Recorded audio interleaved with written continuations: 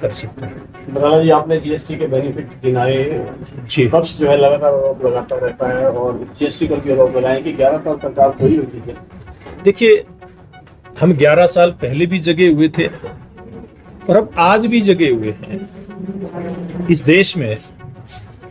एक बड़े अर्थशास्त्री, देश के वित्त मंत्री भी रहे, प्रधानमंत्री जी भी रहे,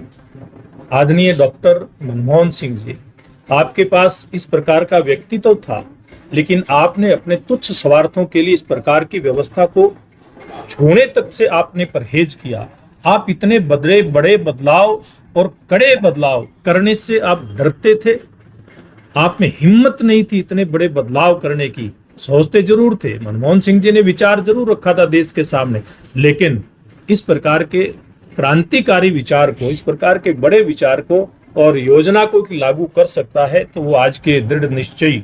और कड़े और बड़े फैसले करने वाले देश के प्रधानमंत्री नरेंद्र मोदी जी ही ऐसा फैसला ले सकते हैं। आज उन्होंने बड़ा फैसला लिया है, जिसके कारण से मैं समझता हूं आज पूरे देश के अंदर, चाहे वो व्यापारी है, चाहे उद्योगपति हैं, कर्मचारी हैं, किसी भी प्रकार का कोई व्यवसाय करने वाले हैं, यहाँ तक कि बीमा जिन लोगों ने करवाया है, बीमा करवाने वाले ऐसे हमारे सभी परिवारों के सदस्य, कंपनियां, फिर किसान, मजदूर, ऐसे सब लोगों को इस नई व्यवस्था से बहुत बड़ा फायदा होने वाला है। इसलिए आज उत्सव कैसा माहौल है। ये उत्सव जैसा माहौल उन लोगों के भी समय में हो सकता था, लेकिन उनके अंदर कोई इच्छा शक्ति नहीं थी। सर, जो आप लाडो योजना की बात कर रहे हैं, जी, इसमें विपक्ष कह रहा है कि ये तो सरकार ने गुमराह किया है। चुनाव से पहले सभी महिलाओं को पेंशन देने की बात की और अब कंडीशन लगा के इसमें योजना शुरू की। देखिए, इसमें जो भी कंडीशन लगाई गई हैं बहुत व्यवहारिक है। कोई भी योजना लागू होती है, वो हमारी सरकार आंख बंद करके केवल श्रेय लेने के लिए योजना को ना तो उसका स्वरूप तैयार करती है और ना उसका क्रियान्वयन करती है। हम योजना को बनाते भी उसी दृष्टिकोण से और लागू भी उसी दृष्टिकोण से करते हैं, उसी मन और मंतव्य से करते हैं कि उसका संपूर्ण लाभ जिन लोगों को मिलना चाहिए उन तक पहुंचे। आज प्रथम चरण में 1 लाख तक की आमदनी जिन परिवारों की है, जिन बहनों की है, ऐसे परिवार की हर 23 वर्ष की हमारी जो बहन बेटी जो हो गई है और 60 साल की उम्र तक ऐसे परिवार की हर हमारी बहन को इस योजना का लाभ मिलेगा। उसके बाद अगले चरणों में इस व्यवस्था को, इस योजना को और व्यापक स्वरूप दिया जाएगा। चरणबद्ध तरीके से यह योजना लागू होगी और मुझे लगता है कि आज जिस प्रकार से लागू की गई है, प्रांत के अलावा अगर हम सिरसा जिला की बात करें तो मुझे लगता है कि 35,000 या 25,000 का एक आंकड़ा ऐसा है, इतना अगर कोई करेक्ट कर सकता है मेरे को, तो हजारों की संख्या में बहनों को सिरसा जिला में ही, जहां इसके सबसे ज्यादा आलोचक हैं, वहां पर इस योजना का लाभ मिल रहा है। तो मुझे नहीं लगता आलोचना का कोई आधार बचता है। इनेलो रैली कर रही है रोहतक के अंदर राव देवराज जयंती को लेकर, कैसे देखते हैं? देखिए, सब राजनीतिक दल अपने अपने कार्यक्रम करते हैं, उसी प्रकार का एक हिस्सा ही रहता है। धन्यवाद। बराला जी, क्या माना जाए, जैसे पहले जीएसटी को गब्बर सिंह टैक्स कहा गया था, अब इसमें बदलाव किया गया, स्लैब घटा दी गई, तो क्या इसे आम आदमी का टैक्स सिस्टम सरलीकरण के साथ माना जाएगा? देखिए, निश्चित रूप से ये जो गब्बर सिंह टैक्स इसको नाम देने वाले थे, जैसे मैंने कहा, कटु आलोचक जो इसके थे, देश के प्रधानमंत्री जी के टारगेट में ये सारी चीजें थी। मुझे याद है हमारी सरकार हरियाणा प्रदेश में बन चुकी थी, मैं उस समय विधायक था, विधानसभा का सदस्य था, तो बहुत सारे ऐसे सेमिनार हुए थे जिसमें भिन्न भिन्न राजनीतिक दलों के नेताओं को, उनके चुने हुए प्रतिनिधियों को लिया था। चैम्बर ऑफ कॉमर्स जैसे बहुत प्रतिष्ठित इंस्टीट्यूशन इसमें शामिल हुए थे। इसमें जो उद्योग जगत की संस्थाएं हैं और उद्योगपतियों को इस चर्चा के अंदर शामिल किया गया था। देश के सीए इस चर्चा के अंदर शामिल हुए थे। एक व्यापक चर्चा और व्यापक दृष्टिकोण अपनाते हुए इस योजना को लागू किया गया था और प्रधानमंत्री जी का टारगेट था कि आज जिस भी स्वरूप में हम इसको लागू कर सकते हैं एक बार लागू करना है और भविष्य में कैसे देश के आम आदमी को इसका लाभ पहुंचे वहां तक इस योजना को लेकर के जाना है। और आज प्रधानमंत्री जी ने अपने उस टारगेट को पूरा किया है, उसको अचीव किया है। इसलिए पूरे देश के अंदर एक इस प्रकार का माहौल बना है। इसलिए विपक्ष केवल कहने के लिए इस प्रकार की बातें कहता है। जो जीएसटी को गब्बर सिंह टैक्स कहते थे वो आज इसी व्यवस्था के लागू होने का पर्दे के पीछे से नहीं बल्कि पर्दे के बीच में से झांक करके और ये कहने का प्रयास करते दिखाई देते हैं कि व्यवस्था के बारे में तो हमने सोचा था, तुम लोग तो सोचते रह गए। लागू तो देश की जनता ने मोदी जी को आशीर्वाद दिया, उन्होंने लागू किया और भविष्य में इससे भी बड़े फैसले लेते हुए देश को कैसे आर्थिक रूप में मजबूत करते हुए 2047 से विकसित राष्ट्र बनाया जाए, इस प्रकार का टारगेट लेकर के प्रधानमंत्री जी चल रहे हैं। स्वागत है आप सब पत्रकार मित्रों का। आज जैसा कि आप सब लोगों को जानकारी है, भारतीय जनता पार्टी ने 2024 के चुनाव में जाने से पूर्व हमारी माताओं बहनों को पेंशन देने का वायदा किया था और आज हम सब के लिए, सभी हरियाणवियों के लिए बड़ी खुशी और हर्ष का ये विषय है कि आज हमारे प्रेरणा स्रोत, हमारे मार्गदर्शक और दुनिया के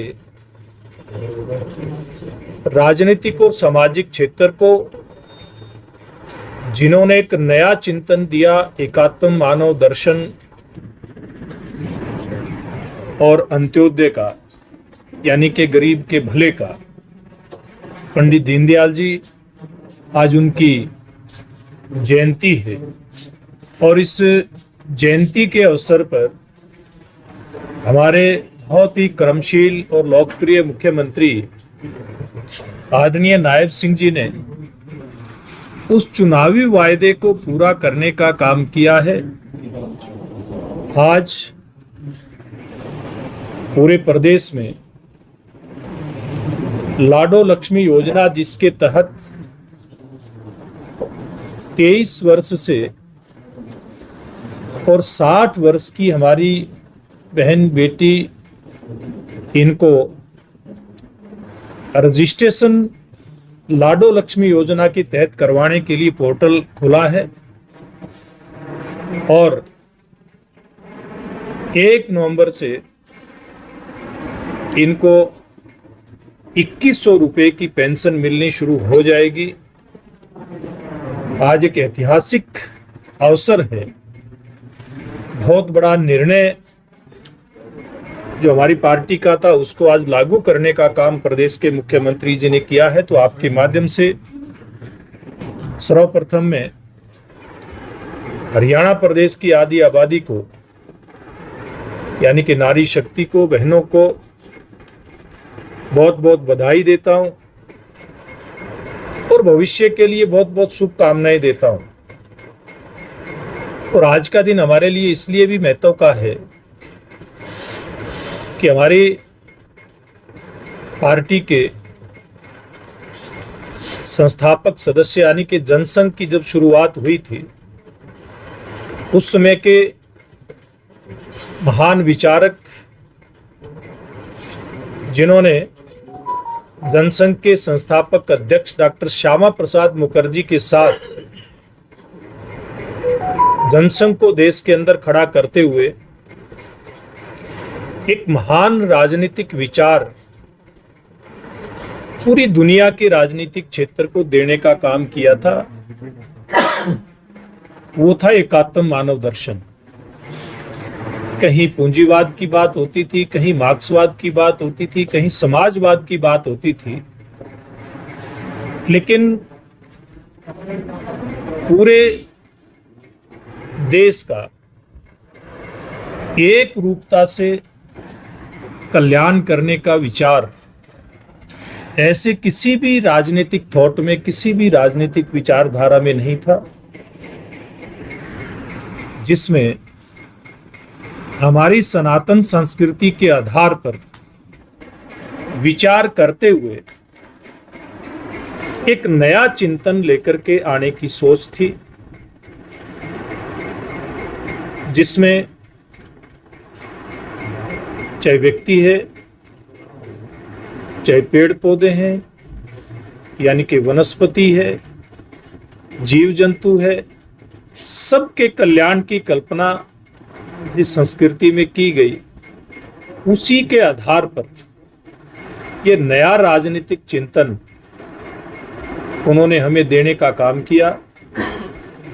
और इस चिंतन के आधार पे जो उनकी विशेषता थी, उसमें कैसे गरीब व्यक्ति को सहारा देकर के आगे बढ़ाया जाए, इसकी व्यवस्था थी कि जो आगे बढ़ गया है समाज के अंदर कर्म करते हुए, यह उसकी जिम्मेवारी बनती है कि जो समाज में किसी भी रूप में पिछड़ा है, उसको हम हाथ पकड़ करके मुख्य धारा में शामिल करने का काम करें, ना कि अन्य जो राजनीतिक विचार रहे जिसमें सर्वहारा की तानाशाही तक की व्यवस्था की गई थी। उस चिंतन के अंदर उसमें केवल पूंजीवाद की व्यवस्था उस राजनीतिक चिंतन के अंदर थी, लेकिन यहाँ पर समग्रता से विचार करते हुए कैसे मानव मात्र के कल्याण का रास्ता लोकतांत्रिक व्यवस्था के माध्यम से निकले, इस बात का चिंतन और मनन करते हुए, और जो भारतीय जनसंघ था उसको भी विचार उसके माध्यम से देश की जनता तक पहुंचाने का काम किया। ऐसे महान विचारक और चिंतन की जयंती पर मैं नमन करते हुए, और आज मैं कहना चाहूंगा कि चाहे देश की सरकार नरेंद्र मोदी जी के नेतृत्व की हो या हरियाणा प्रदेश की सरकार वर्तमान में नायब सिंह जी के नेतृत्व की, पूर्व में मनोहर लाल जी के नेतृत्व की, इन दोनों ही सरकारों ने इस चिंतन के आधार पर काम करते हुए सबका साथ, सबका विकास, सबका विश्वास और सबका प्रयास इस नारे को सार्थक करते हुए आज देश को बुलंदियों पर लेकर के जाने का काम किया है। आज हम 2014 से पहले की 5 बीमारू अर्थव्यवस्थाओं की अगर तरफ ध्यान देते हैं तो हम उन 5 बीमारू अर्थव्यवस्थाओं में दुनिया में गिने जाते थे। आज वहां से निकल करके इसी चिंतन के आधार पर गांव के गरीब किसान, महिला, युवा, ऐसे सभी 4 वर्गों को देश के विकास की मुख्य धारा में शामिल करते हुए प्रधानमंत्री जी ने दुनिया की सर्वश्रेष्ठ 4 अर्थव्यवस्थाओं के अंदर भारतवर्ष को ला करके खड़ा किया है। और अब देश के प्रधानमंत्री जी देश की 140 करोड़ जनता को साथ लेकर के, और जब आजादी के 100 वर्ष पूरे हों यानी कि 2047, उस समय हम विकसित राष्ट्रों की श्रेणी के अंदर जाकर के खड़े हों, इस बात का एक स्वप्न और एक कल्पना हम भारतवासियों को दिए, तो मैं विश्वास के साथ कह सकता हूं कि जिस प्रकार के कार्यक्रम उनके नेतृत्व में लगातार चल रहे हैं, चाहे वो जीएसटी के सुधारों की बात करें या अन्य उनके सुधार के कार्यक्रम में देश का आधारभूत ढांचा मजबूत करने की बात है, या सेल्फ हेल्प ग्रुप के माध्यम से हमारी बहनों के छोटे छोटे ग्रुप बना करके उनको आर्थिक मदद दे करके उनको आत्मनिर्भर बनाते हुए लखपति दीदी बनाने का एक टारगेट हो, या युवाओं को देश की मुख्य धारा में लेकर के आने के लिए, चाहे वो शिक्षा के क्षेत्र में या फिर व्यापार के क्षेत्र में, उद्योग के क्षेत्र में, एमएसएमई और इस प्रकार की योजनाएं बना करके या फिर स्टार्टअप जैसे टारगेट दे करके कैसे सभी वर्गों को शामिल करते हुए ये लक्ष्य दिया गया है कि हम 2047 तक विकसित राष्ट्रों की श्रेणी में खड़े हों। तो मैं दावे के साथ ये बात कह सकता हूं, जैसे हम 5 बीमारू अर्थव्यवस्थाओं में से निकलकर के आज दुनिया की चौथी अर्थव्यवस्था बनने में कामयाब हुए हैं, तो हम निश्चित ही आजादी के 100 वर्ष होते होते विकसित राष्ट्रों की श्रेणी के अंदर जाकर के अपना स्थान सुनिश्चित करेंगे। और इसीलिए पूरी दुनिया में जो हमारा व्यापार बाकी देशों से अपने आप को अछूत समझता था, हमारे देश के अंदर अलग अलग स्तरीय टैक्सेशन की व्यवस्था होती थी। उस सारी व्यवस्था को समाप्त करते हुए, उस इंस्पेक्टरी राज को समाप्त करते हुए एक देश एक टैक्स इस अभियान को लिया और जीएसटी व्यवस्था को लागू किया। उस समय विपक्ष के बहुत सारे दलों ने, बहुत सारे नेताओं ने इसकी कड़ी आलोचना की थी, बहुत कटु शब्दों में इस व्यवस्था की आलोचना करते थे। लेकिन अब इसमें जिस प्रकार से उन्होंने मुख्यतः 2 स्लैब रखी हैं, 5% और 18% की जीएसटी के लिए, उसके चलते जो कटु आलोचना इस जीएसटी व्यवस्था की करते थे, इसको लागू करने के लिए प्रधानमंत्री जी को 100 गालियां देते हुए नहीं थकते थे, आज वही इस बात का श्रेय लेने के लिए तैयार हैं कि इस व्यवस्था की शुरुआत तो कभी हमारे कार्यकाल में हुई थी। तो ऐसे ऐसे कदम उठा करके देश के प्रधानमंत्री जी ने हमारी अर्थव्यवस्था को मजबूत करते हुए और कैसे आम जन, गरीब, किसान, मजदूर तक इस व्यवस्था का लाभ पहुंचे, 22 सितंबर से इस नई जीएसटी की जो दरें हैं उस व्यवस्था को लागू करने का काम किया है। आज पूरे देश के अंदर हमारे व्यापारी भाई जीएसटी बचत उत्सव मना रहे हैं। आज अगर हरियाणा प्रदेश की बात करें तो हरियाणा प्रदेश के कोने कोने में इस प्रकार के कार्यक्रमों का आयोजन हो रहा है। कहीं पर संगोष्ठियां हो रही हैं, कहीं पर व्यापारियों को जाकर के हम लोग बधाई दे रहे हैं, उनको पुष्प भेंट कर रहे हैं कि आप लोगों के लिए एक बड़ा जीएसटी बचत उत्सव आया है। और संयोग से, सौभाग्य से नवरात्र भी है,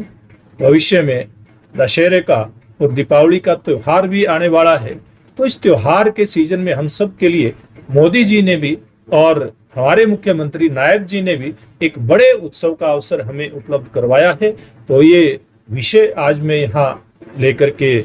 आपके सिरसा में आया था। अभी हम यहाँ एक विचार गोष्ठी का आयोजन भी करेंगे। उसके बाद हम सब मिल करके, मेरे साथ हमारे जिला के अध्यक्ष एडवोकेट